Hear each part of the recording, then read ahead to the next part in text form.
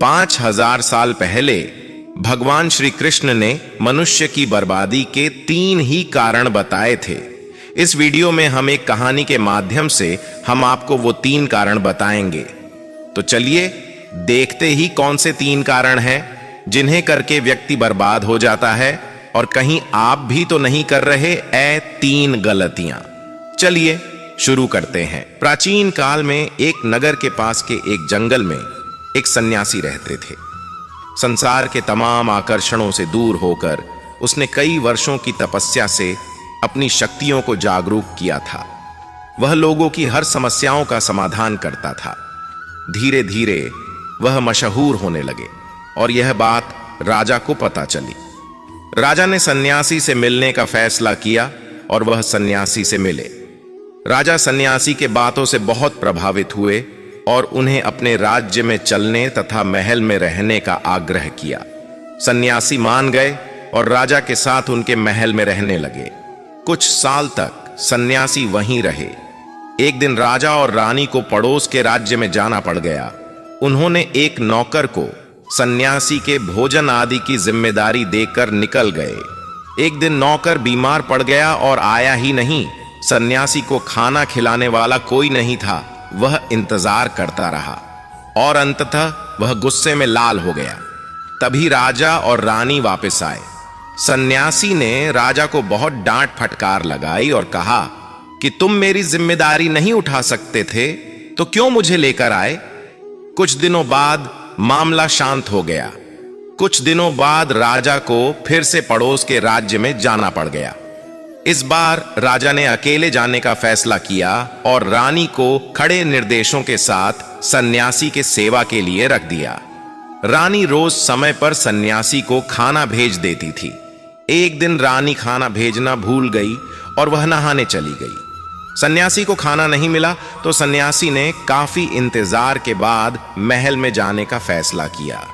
सन्यासी महल में गया और उसकी नजर रानी पर पड़ी। रानी की सुंदरता सन्यासी के मन में घर कर गई। रानी के अद्भुत रूप को देखकर सन्यासी उसे भुला नहीं पा रहा था। उसने खाना पीना छोड़ दिया और कुछ दिन तक ऐसे ही पड़ा रहा। कुछ दिनों बाद राजा वापस लौटे और सन्यासी से मिलने गए। राजा ने कहा, क्या बात है, आप बहुत कमजोर हो गए हैं, क्या मुझसे और कोई भूल हो गई है। तो सन्यासी ने कहा कि नहीं, मैं आपकी रानी की अद्भुत सुंदरता की मोह में पड़ गया हूं और मैं उसे भुला नहीं पा रहा हूं, और अब मैं रानी के बिना जिंदा नहीं रह सकता। राजा ने कहा, यही बात है ना, मेरे साथ महल में चलिए, मैं आपको रानी को दे दूंगा। राजा सन्यासी को लेकर महल में गए।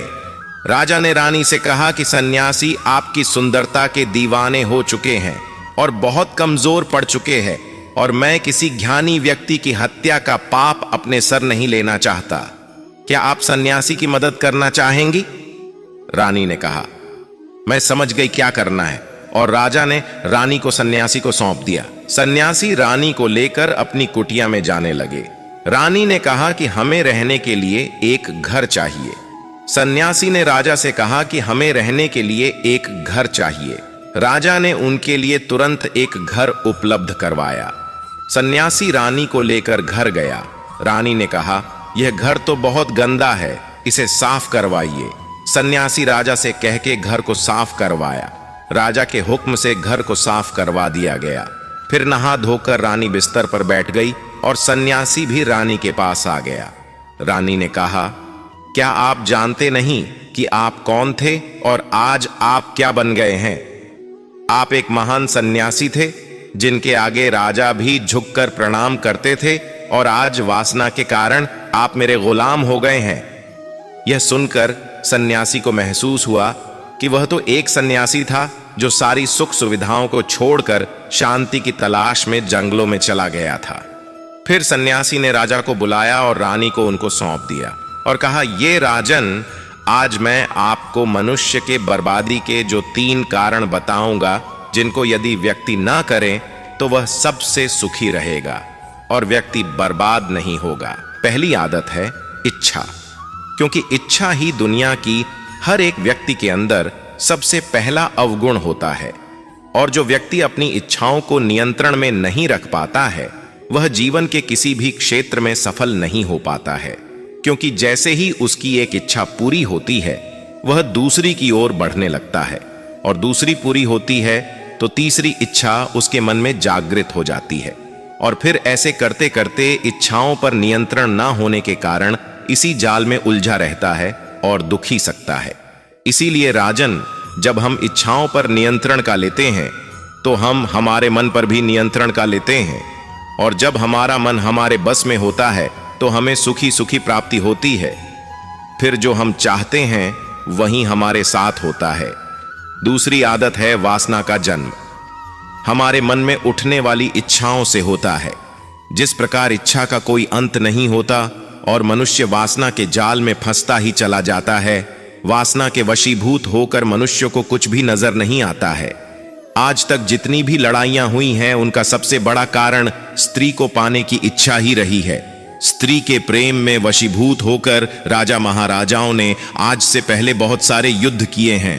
रावण इस संसार का सबसे बुद्धिमान व्यक्ति था, लेकिन उसने भी माता सीता की सुंदरता में आकर अपना सब कुछ बर्बाद कर लिया। उसकी मृत्यु का कारण एक स्त्री ही बनी थी।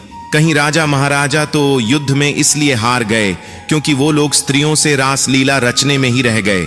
ईश्वर ने तो स्त्री की उत्पत्ति इस संसार को बढ़ाने के लिए की है, लेकिन आजकल लोगों ने इसे अपनी वासना का शिकार बना लिया है, अपने मनोरंजन का साधन समझने लगे हैं, और जब उन्हें अपना यह मनोरंजन नहीं मिलता तो वो पागल हो जाते हैं और ना जाने क्या क्या कर बैठते हैं। इसीलिए ही राजन, जितना हो सके उतना वासना से दूर रहना चाहिए। तीसरी आदत है क्रोध, क्योंकि जब मनुष्य की वासना की पूर्ति नहीं होती है तो उसके अंदर क्रोध उत्पन्न हो जाता है, और जब व्यक्ति को क्रोध आता है तो उसे पर उसका नियंत्रण नहीं होता है, और फिर वो क्रोध में आकर कई गलत निर्णय ले लेता है।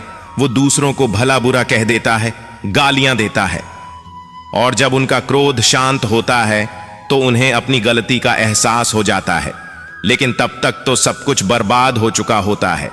क्रोध के कारण मनुष्य के कई बने बनाए काम भी बिगड़ जाते हैं।